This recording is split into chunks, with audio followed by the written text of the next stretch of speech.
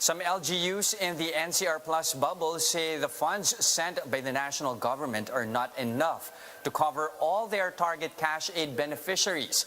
This as more cities started rolling out the financial assistance for ECQ hit families. Mobile journalist Jacob Lazaro gives us a front seat to that story.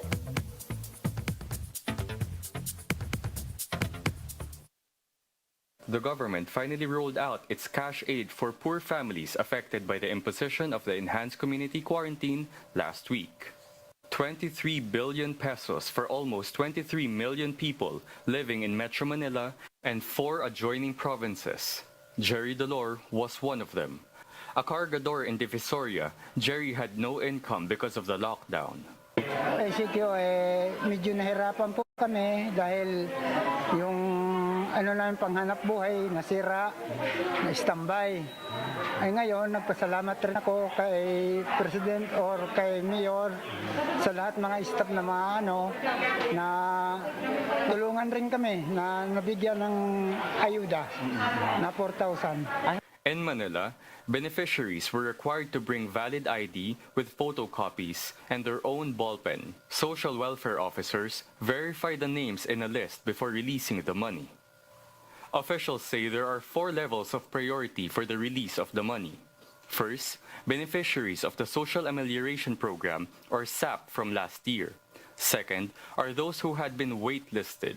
And third, those who belong to the vulnerable groups like PWDs and single parents. And lastly, those identified by the LGU as affected by the ECQ, but subject to the availability of funds. In the barangay we visited, there were 10,000 families in all, but there was only enough money for 4,000 families. Sa tutusin, malaking bagay na rin po kasi sa amin to. Malaking tulong na rin po ito. Pang bawas na rin po sa gastusin, lalo na po. Tulad nito, may utang rin po kami na babayaran namin. Pambili po ng pangangailangan po namin. Especially po may anak po akong 3 taon po. Those not in the list still have a chance to receive a cash aid.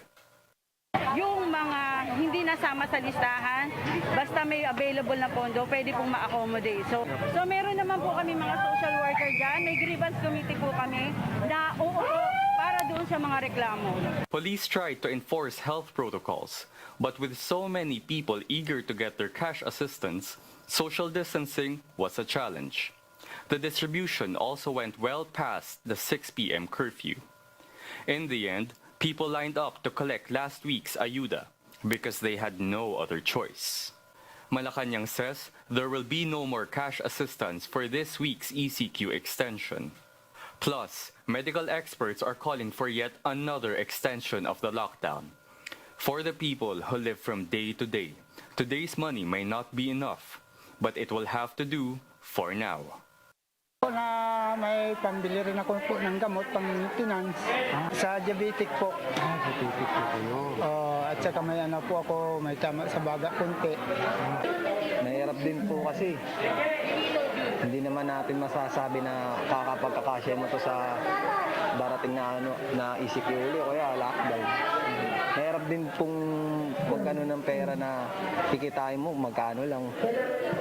Pero sa ngayon, kung gagawa ng paraan, ganun na lang po gagawin ko. I'm Jacob Lazaro and we are One News.